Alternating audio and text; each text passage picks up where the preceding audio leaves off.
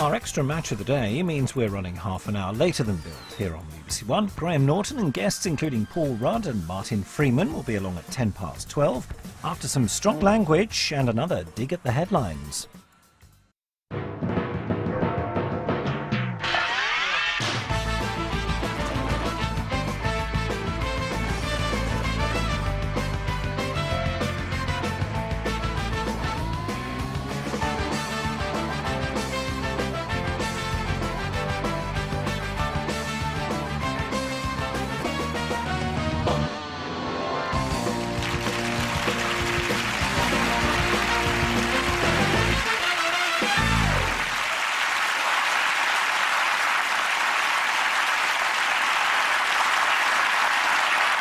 Good evening. Welcome to Have I Got News for You? I'm Jo Brand. In the news this week, as footage emerges from the recent royal tour, it appears Nicholas Witchell picked the wrong moment to bend over and tie his shoelaces.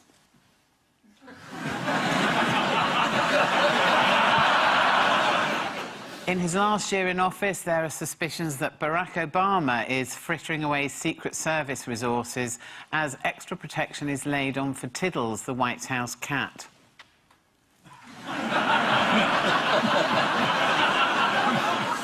And after a long day's recording, there's a sense of déjà vu for the producers of Top Gear as they failed to provide Chris Evans with a steak.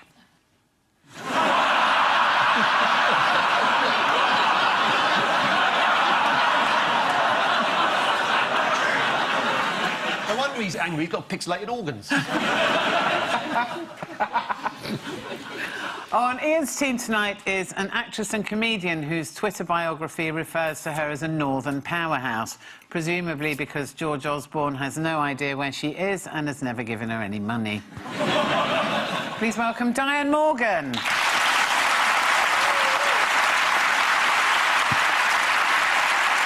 And with Paul tonight is a business consultant and host of Countdown who once described me as his celebrity crush. Only if I sat on you, mate. Please welcome Nick Hewer.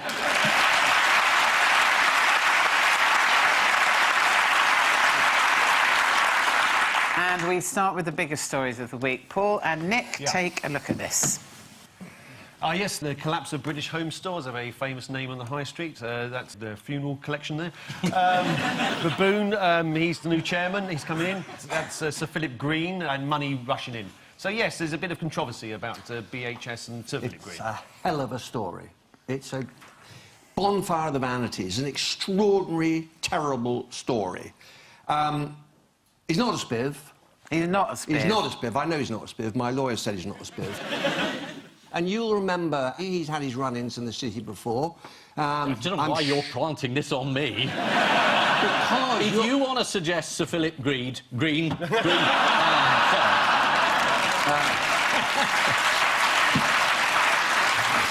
If you want to suggest there's something fishy about his whole financial thing, well, you say it, not me. I'm not going to say your should be put inside. Your boys on Private Eye will be all over it like a cheap suit, although perhaps not one from BHS.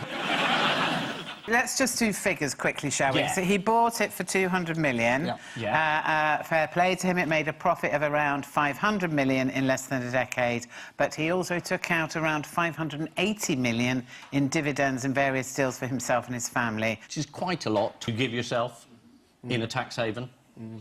Again, I'm not saying that's odd. I've shoplifted in BHS, but it was never... The flip side of taking all this money out is that the reason it's gone bankrupt is there's a £570 million pension fund, and someone's got to pay the pensions to these employees. Now, you'd think that might be someone who'd taken 400 million out himself. But no, it's another body called the Pension Protection Fund, which is backed by, the taxpayer. Oh, you're happy now, aren't you? I always think BHS shutting down is a bit like when someone tells you that someone's died, but you thought they'd died earlier anyway.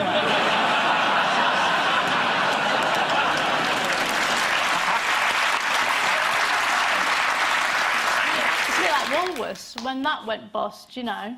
People were genuinely sad because they didn't know where to get the pick and mix. No, that was a big issue for me.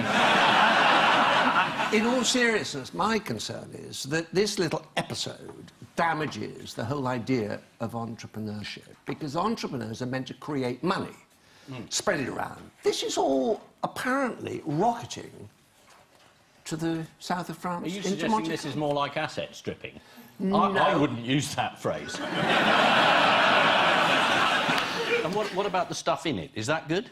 I don't go to BHS. One thing that's weird about Philip Green, well, I find it weird, is that celebrities find him irresistible, don't they? How much did he spend on his birthday party? Something like £5 million. And everyone was there, but they were there because they'd been paid. Which the rest of us would consider, yes, tragic. I got away with 200 quid for mine. Well, let's have a look at him with some beautiful people. Yeah, Here's a some beautiful celebs. person. Liz Hurley, of course. Here's another beautiful person.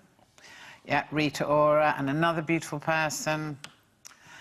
Yeah. And listen, here's Sir Philip Green with another beauty. Oh. But you are a long way away. Where did you find that? It's in my personal collection. It's a specialist website. Does anyone know what the boss of M&S said about him after his failed takeover of M&S in 2004? They came to blows almost in outside the Dorchester, you know, during that. How during posh that, of them. bit. Not outside Kentucky Fried Chicken, though. He said, "This is a victory for polite, calm and diplomatic people against irrational, erratic, rude, crude, volatile and offensive people." Right. And what's going to happen next? Does the parliamentary committee have the power to coerce him to come and sit before them and answer the questions? And apparently the answer is yes, because they're also talking about bringing Lady Christina. After all, she owns it. Yes. Now, Frank Field seems to think that he will be summoned to the Commons Work and Pensions Committee. Let's have a look at him telling us about that. It's inconceivable that we wouldn't actually invite Sir Philip Green to come. He's called us a load of effing arseholes.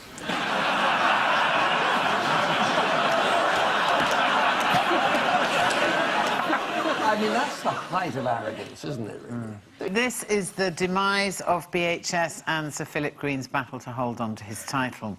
Philip Green likes to surround himself with celebrities like Kate Moss, although it's less well known that Sir Philip has done a bit of modelling himself. And here's what he was modelling for.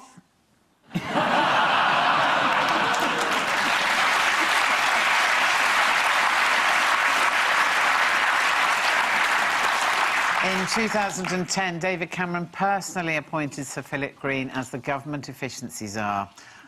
2010, the same year, David Cameron personally appointed George Michael the Driving Safety Czar and Nick Clegg the Deputy Prime Minister. Commenting on Sir Philip Green's handling of the BHS pension fund, Alistair Campbell said it had a whiff of the Robert Maxwells. Well, Sir Philip, you've got a yacht, you know what to do.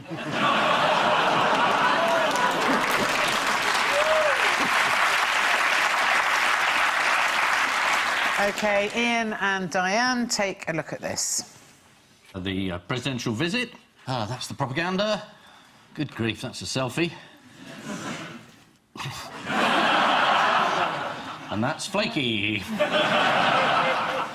We had a visit by an American president, which was incredibly exciting. Because it was! He played golf, which is important on the state visit, and he ate 2 enormous meals with the royal family. And he advised us to stay in the EU. No, it was a threat. He said, unless you stay in the EU, you'll go to the back of the queue, which is a mistake with British people, because we think, great, queue. I'll go back again and queue up. This is good. Are these EU-US trade deals as exciting as they sound? I am gripped. I can barely sleep at night going over the details. one being negotiated at the moment, isn't there, called the Transatlantic Trade and Investment Partnership? Or... Yeah, which Obama said, you know, if you don't stay in the EU, you don't get this brilliant deal, which is a terrible deal, which half of Europe is trying to throw out. It's basically a deal that allows corporate America to do what it likes. Having a go at Obama, it's very popular. What did the Brexit camp make of his intervention in support of staying in the EU? Were they pleased? No, they were jolly cross. They were jolly cross. Because all they've got is Marine Le Pen. What did Jeremy Corbyn discuss with Obama during the 30 sparse minutes that he got to spend with him? Do you know? I think it was global capitalism and the effect on the labour market. That's not far off, because the subject of their half-hour discussion was post-industrial societies and the power of global corporations and the increasing use of technology around the world. Well, and Cameron and a round of golf. Well, I think by the time Corbyn had actually said that, his time was up, so... Extraordinary. Yes, the round of golf, that was next on his agenda. This took place just outside Watford. The President's retinue blended into its surroundings. Here's the usual convoy of Secret Service personnel. There they are. And here they are in golf course mode.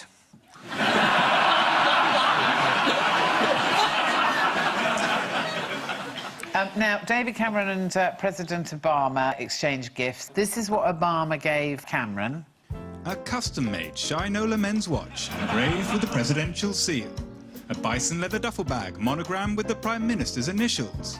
3 cans of US Open tennis balls. And a pair of sports towels personalised with the UK-US friendship flags, whatever they are. Sports towels? It's an unsubtle message, isn't it? Yeah. It's get exercising, fatty. Yeah. This is what David Cameron gave him. A volume of the complete works of Shakespeare. Oh, that's it.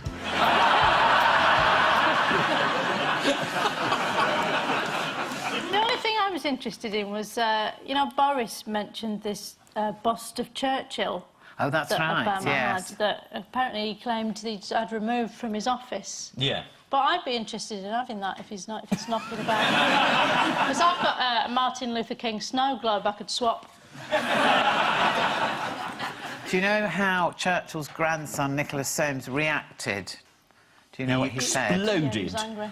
He thought Boris was out of order to take issue with its removal, saying, he's really bogged it. Bogged it. Bogged it. Has anyone here ever bogged it? Well, let's take a little detour. How did Ken Livingstone bog it this week? If I'm using it in the right context.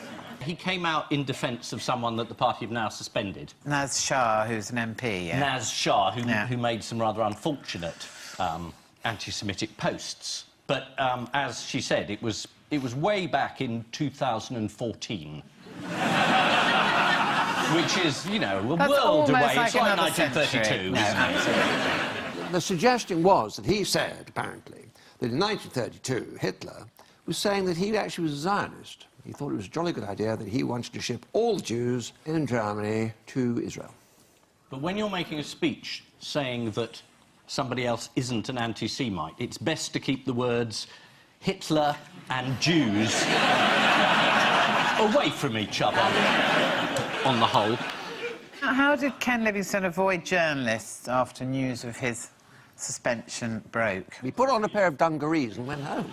No, he actually did bog it because he took cover in a disabled toilet, which I'm assuming is the meaning of bogging it. I don't know. There he is, nipping into one. And he was in there for 20 minutes while journalists shouted questions about Hitler at him. I watched him being chased up the stairs by Mr. Mann and being given a thumping, and he kept smiling. But it is something when you've got two Labour figures just screaming at each other. That footage is brilliant. Disgusting racist. Rewriting history, you're a disgusting racist. You're saying it's not true? Yes, you're a lying racist. Really? Why don't you go and check the history? A Nazi apologist. A Nazi apologist. Check your history. A Nazi apologist. You're a disgusting Nazi apologist, Livingstone. Wow.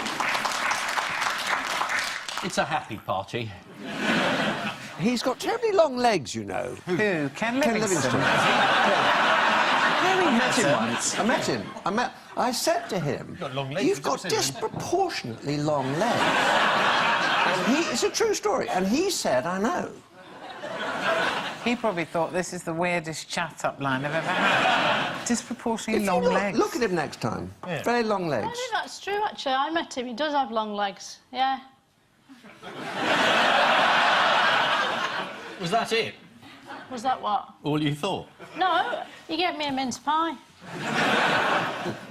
Well, if we can just go back to the subject of Brexit for a bit. Nick, how well do you think the two campaigns are doing? You're a bit of a PR I think expert, aren't that you? they say it's a very close thing, but I think there's always room for an event, isn't there? Quite near the end, quite near polling day, something might suddenly jump out of the salad and surprise us all. Do you mean an event as in something happening? Do you remember Macmillan? Events, dear boy, events. Events, Something could dear happen. boy. Yeah, but he didn't have the salad metaphor, which is brilliant. I'm thinking an enormous cockroach. I'm thinking about Billy Connolly. Do you know that story? Oh, he used to go to parties and put his penis on a plate and put salad over it and then walk round and people would... and he would pick a bit off and... Who told you this? Maybe I dreamt that. I read it somewhere. Where did you read this? I Made think- up stories for incredulous people? I think I read it in The Lady. Oh, I might well, be they've got wrong. the finger on the pulse, certainly. Anyway, if I'm in prison next week, it's because he's put me there. OK, right now, writing in the Times, Michael Gove said that if we didn't have to give £350 million a week to the EU, we'd have more money to spend on the NHS. What current problem could that solve? The other side just said, well, then we wouldn't have all these immigrants coming in, filling all the jobs at the NHS. No, this is about the junior doctors who've been on strike again. Over their new contractors, Health Secretary Jeremy Hunt says he wants to see a 7-day NHS. One striking doctor held up a placard which said, "I already work weekends, Jeremy, that's why I'm single." As an extra precaution, if anyone had to suddenly go into hospital, what could they take with them if they wanted to? A relative. Well, they could, but they could also take a free zone card. Have a look at this. This is a Hunt free zone, and it says, in the event of an accident, the holder of this card wishes to be known that he or she does not wish to be visited in hospital. By Jeremy Hunt.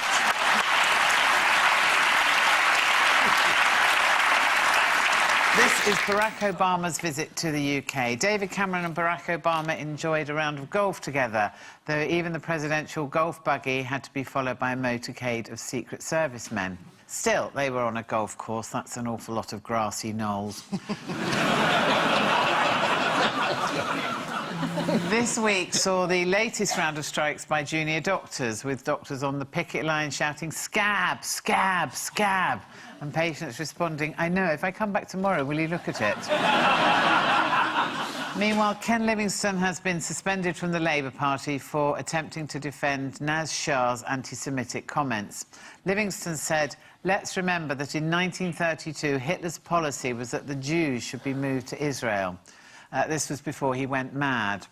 I'm not sure whether that was Hitler or Ken. Teams now, here's another one. Oh, yes, well, this is the extraordinary story of Hillsborough. There's Helen Mackenzie, editor of The Sun. Basically, people were demonised. Football fans in the 1980s were seen as hooligans who were drunk the whole time. There'd been lots of pitch invasions, so therefore you had these fences put up. Ken Bates, the Chelsea chairman, wanted to put up electrified fences, I remember. So this was how people sort of viewed football fans. I mean, the truth of the matter is that amongst these 96 people were working-class people, middle-class people, people from Liverpool, people outside of Liverpool. And it took 27 years Yeah. to come out, which sort of makes Chilcot look fast. Yeah. This is the news that the Hillsborough families had succeeded in their 27-year campaign.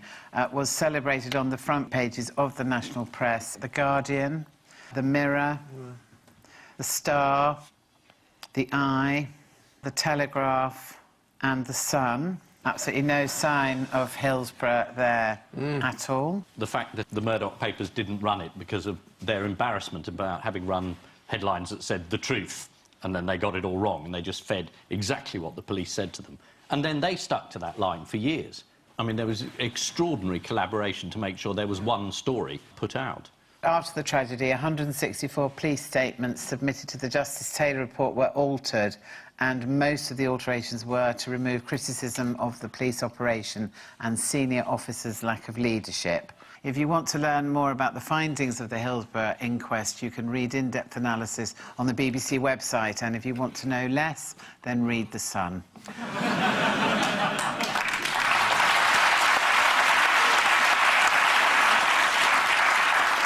And so, to round two, the one-armed bandit of news. Fingers on buzzers, teams. Blah.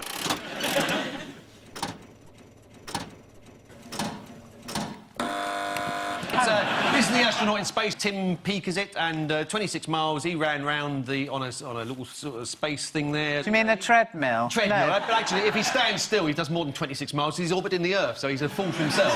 Yeah, he ran the marathon because the cameras were on him, and he ran and ran and ran, and everybody was very happy at the end. That's nothing compared to you, is it? A marathon. No. You did how many? 135 miles. Yeah, just like that. And In not an even in hour. space. In an hour. That's fantastic. Oh, all right. Were you parachuting out of a plane? 7 days. Yes. You had sticks. I had sticks. I saw you with the sticks. Oh, yeah, I know, but... Very helpful. they are quite helpful. I didn't really use them very much because they make you look like a twat. So... No, they really do. You think... people thinking, is she skiing? There's no snow. What is she doing? It does look... You might have been approaching a giant Chinese meal. Actually, Tim Peake, he broke a world record for running a marathon in space. Was he dressed up? Tim Peake. It seems like he's showing off, really, you know. He's already in space. Why run a marathon? Yeah, you're right. How do you even run a marathon in zero gravity? He was strapped down so he didn't float away. Oh, right, You mustn't leave the OK. window open. Peake was strapped to the treadmill, that's right. They strapped me to the treadmill, but that's because I kept trying to get away. Let's have a look at Tim on his machine. Yeah. Here we go. That is clever. Got change. Look at that. Not that heavy, is he? Is it just me, or is he upside down? Back down here on Earth, who slightly undermined Tim's incredible achievement? All those other people in the marathon. Well, yeah, well, there was one man called Martin Hewlett who set the Guinness World Record for the fastest Earth marathon dressed as an astronaut. Running in a costume that can be dangerously dehydrating. Here he is before the race. That's him in the middle. And here he is after finishing. Although, I think in terms of suffering, I'm not sure anyone beats this guy. I know what you're thinking, but don't worry. A bloke dressed as Simon of Cyrene came and took it off him soon after that. Have I got my Bible facts right there, Ian? Terrific. Great to hear a Simon of Cyrene joke. Yeah. There have been very few for about 2,000 years. Simon of Cyrene walks into a pub and says, "Oh, I'll take a pint off you." At the Last Supper, they're all sitting around, and Jesus turns to the disciples. He says, "I'm afraid that one of you, by this time tomorrow morning, will have betrayed me." And Peter says, "Is it I, Jesus?" He says, "No, it is not you, Peter. You are one of the most faithful of all my apostles." And James says, "Is it I, Jesus? Is it I?" James says, "No, James, you are very faithful." And Judas says, "Is it I, Jesus?" And Jesus says, "Is it I, Jesus?"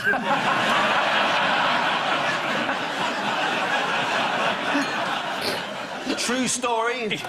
Deuteronomy 26, 34, 85. Or whatever bus routes go near there. There were quite a few other novelty marathon records set in London. Can you name any of them? Yes, Mirror Man. Not Mirror Man? No. No. Cabbage Boy. Brought up by rogue cauliflower in the jungle. No. Well, they're the only two I There was a saw. dinosaur, wasn't there? Was it? There was a dinosaur, but actual record setters. There was the fastest marathon by someone dressed as an elf, fastest marathon by someone wearing chainmail, and fastest marathon dressed as a fast food item.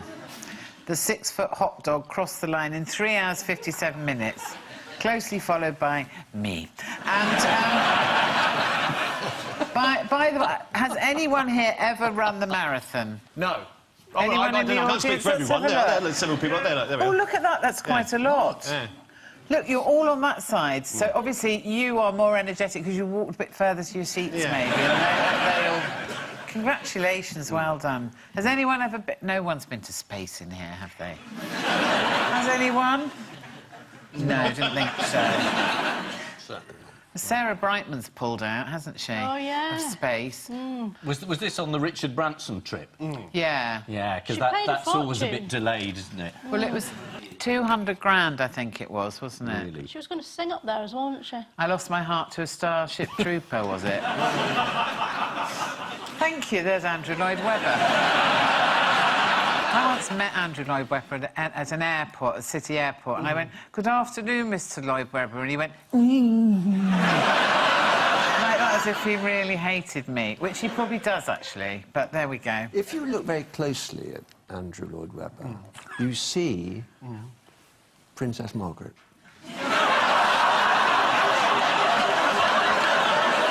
Is she inside him? She is... Oh, that's grotesque. No, he is Princess Margaret. Is he?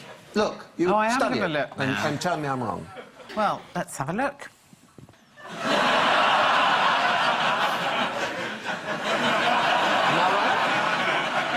There's a certain something. Right, why did this lady, Yes? Betty Barker, think Tim Peake was drunk last Christmas Eve?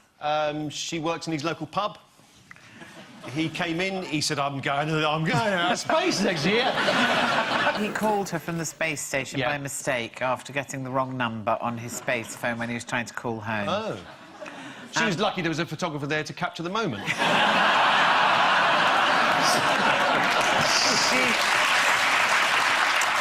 Well, Betty Barker thought he was a drunken reveller looking for a good time.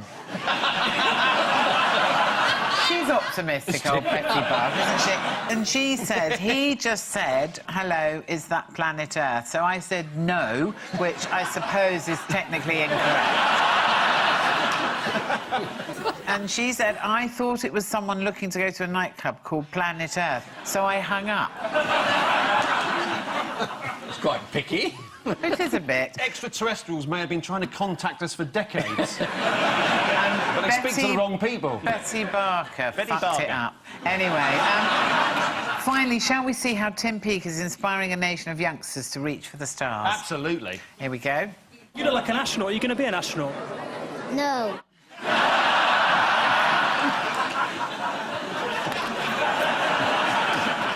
According to his CV, Tim Peake is not only an astronaut, he is a British Army major, a test pilot and a scuba diver. He also has realistic hair and gripping hands. Which means at the end of this round, Paul and Nick have 4 and Ian and Diane have 3.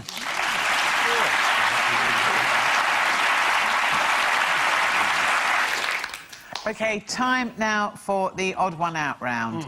Paul and Nick, your 4 are a spelling test for school children, Bernie Clifton's new album, The Sinner's Bible, and the village of Melathiru Venkata Nathapuram in India. That's Thank you. Is that the place that's got a railway station where they say, we're here? So, spelling test. Was there something the other week about some kids have been given a spelling test that they've already seen, and the real test happened to be exactly the same? Was that the story? Was that... Yeah. That's that, OK. So, the Sinner's Bible...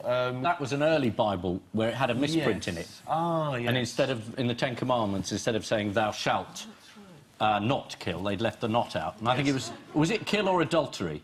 That was adultery. It was adultery, that's why people got excited, because it said, thou shalt commit. Did you say Bernie Clifton's got a new album out? Yes, he has. And what's interesting? They printed the songs of a death metal band. instead of his own titles. There must be a spelling mistake in the name of that town, then. I think I got it. The test for the children because it's been changed. That's the odd one out. That is the right answer. In all the other three cases, There have been... a misprint, yes, a mistake. That's right, whereas absolutely. with this town, they've got it completely right. No, not with that. I said that Paula got it right. You asking him I for said it, that I Paula asked the got the Oh, I answer see, forget right. it So, then. yes, but between you've got it. So 1 point each, I think. lovely. They've all featured misprints, Yes. except the spelling test for UK 7-year-olds, which appeared online correctly before the exam took place. Do you know how the error was discovered? Somebody spotted it. Correct. A primary school teacher noticed that during Wednesday's test, one of the children appeared to know the spellings that were being read out. One would hope that at least one of them would. Where do they get this knowledge from? Who else had an embarrassing week with writing and all that? Shakespeare. Well, it could have been, but it wasn't. No, it was someone that... Was it Nicky Morgan? Yes, it was, Nicky Morgan. Do you know Education. why? She managed to spell something wrong on a letter. That's right. She wrote a letter justifying education proposals and signed it off like this. Yours sincerely. Yeah. Sounds like a Mary Poppins track. Yours sincerely. But why is that particularly embarrassing for Nicky Morgan? And not just because she's education Because she's secretary. just said that all schools should be academies. Well, no, it's because sincerely is on the government's own list of words that 10-year-olds should be able to spell. And we've already mentioned the mix-up at the launch of veteran entertainer Bernie Clifton's new album. Can you explain why he's on an ostrich? That was his act. Those aren't his legs. No. No, don't give it away. The magic is spilling out. You're making me feel stupid now. Bernie's album has been misprinted with the track listing, as you said, of the new album belonging to death metal band Abhorrent Decimation. Cheery Bernie Clifton said, "My act has never been described as abhorrent decimation." Well, not to your face, mate. Bernie's trying to relaunch his career, but with one big difference. What is it? He's not doing the ostrich anymore? That's right, he's ditched it. Really? And he says this: the bird has only ever been 5% of what I do, but TV only ever wanted the bird. But you kept giving it to them, Bernie, you whore. Now, the village Melathiru Venkata Nathapuram, right? What idiot managed to misprint the name of Melathiru thing? It was actually a New York Times journalist who was writing an article about the place in India, where possible future Supreme Court Judge Sri Srinivasan comes from. And how did they make amends? By printing it again, but again making a different mistake. Well, they published this apology. An earlier version of this article misspelled in one instance the name of a village in India where the family of Sri Srinivasan once lived. The village is all of Simplinche and not Simplinche. I've said it once, I really just don't think I can do it again. Now, 1,000 copies of the so-called Wicked Bible, or the Sinner's Bible, were published in 1631. And it was so called, of course, because it contained a misprint in the 7th of the 10 Commandments, so it read, "Thou shalt commit adultery." How long did it take the Puritans of the 17th century to pick up on this mistake? 6 months. A year. A year? I know. Oh, I was wrong by 50%. And the commandments are quite near the front, apparently. So Must be weird. quite a year, though. Whole of Christendom at it. Now, ISIS fighters were also the subject of an unfortunate typo by an American news channel. Did anyone see what NBC said they'd been getting up to? No. A tweet stated that ISIS fighters are hiding in civilian homes and shaving their bears. Wait till they find out Goldilocks slept in 3 different beds. They'll stone her to death. Sorry. No, I'm not. The New York Times article talks about one resident of Melathiru Venkata Nathapuram who was famous for being able to chant for hours Mind you, that was just when supporting the local football team. Give us an M.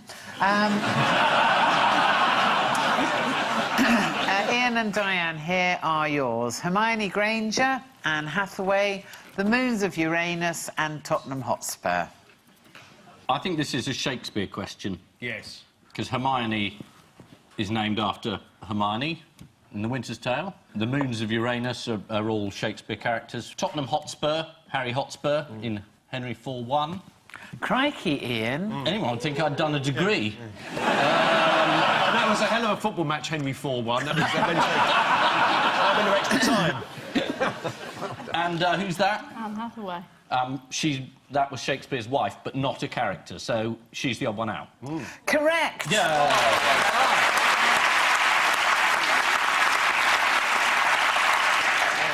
When you go back to the 17th century, you can't touch it. Because it's red hot.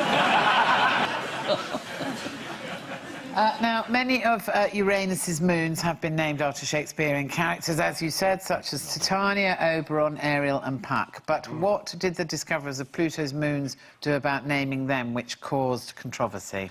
Oh, was it Moony McMoonface? They asked the public? No, they asked an actor, William Shatner. Oh, fantastic. Yeah. And he suggested Vulcan. Which is quite good, isn't it? It has a remarkable 27 moons, but what else is distinctive about Uranus? Well, it's been pronounced Uranus since 1978. Only if you're an American, Paul. No British scientists were all signed up to do it. they? Yeah, to stop us laughing at Uranus. OK. And the rings around it. And whether it's working, is it? Whether we'll be able to put a man on there. It was the first planet to be discovered, right, by Sir William Herschel in 1781, because all the others have been known about and visible for thousands of years. Now, in an interview for American radio, J.K. Rowling said that she'd named Harry Potter's Hermione after a character in... Winter's Tale? Yes, very good. She said a lot of people in America pronounce it Hermy-1. Lots of people in America. That sounds very scientific. Yeah. I used to think that Penelope was pronounced Penelope. And me too. The word discotheque has long disappeared, but a friend of mine thought it was discotheque. Mind you, another friend of mine thought that doing was pronounced doing. Anyway, they are all named after Shakespeare's characters, apart from Anne Hathaway, who's named after his wife. In a live BBC sketch to mark the 400th anniversary of Shakespeare's death, Prince Charles played the part of Hamlet, Prince of Denmark, so he didn't even get to be king in that.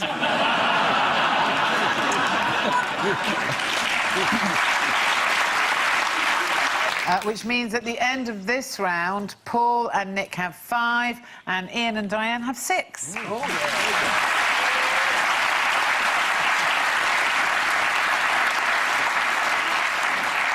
Time now for the Missing Words round, which this week features, as its guest publication, Deposits magazine. The magazine of rocks, fossils and geology, which, when it comes to its own content, can't always make its mind up. Interesting borings. And we start with optimistic man fails to what?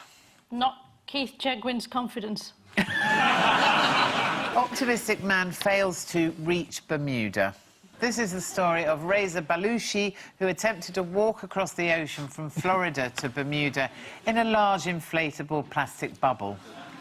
After being rescued by the Coast Guard, Belushi popped the bubble and stepped out of it, saying, "I feel like I've really let myself down."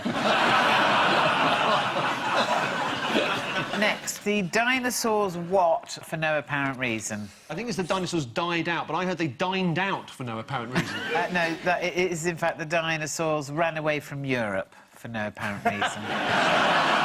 Brexit.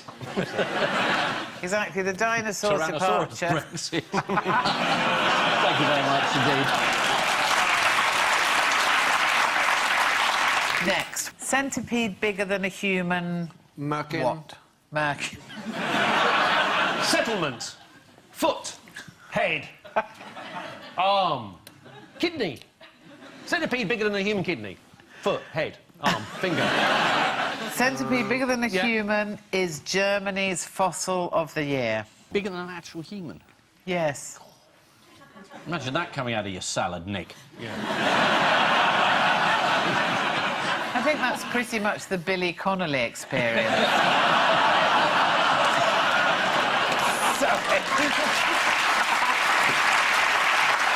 Finally, man with giant foot, what? Jokes.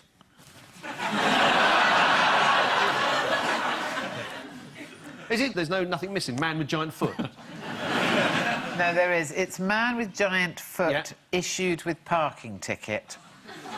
A traffic warden in South London ticketed a giant foot that parked outside Balham Tube Station. Here's the traffic warden giving the foot a parking ticket. To be fair, the foot had just broken down and it was waiting for a tow truck.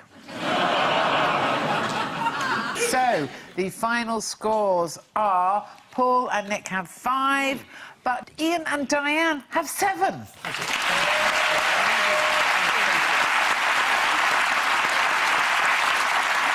But before we go, there's just time for the caption competition. Bet you a quid I can lose my hand.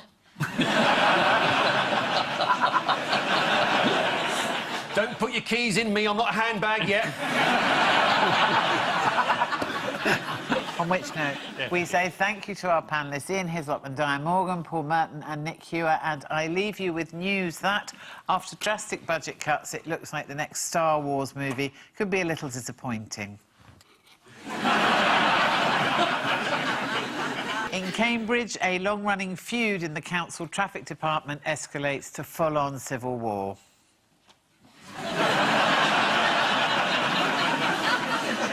And in Glasgow, there's terror as the police are called in to identify a mysterious and suspicious package. Good night.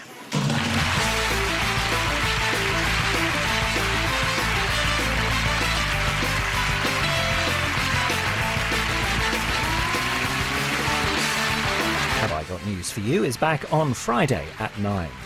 Comedian Frankie Boyle is Frank Skinner's guest, choosing his favourite programmes on demand, exclusively now on BBC iPlayer.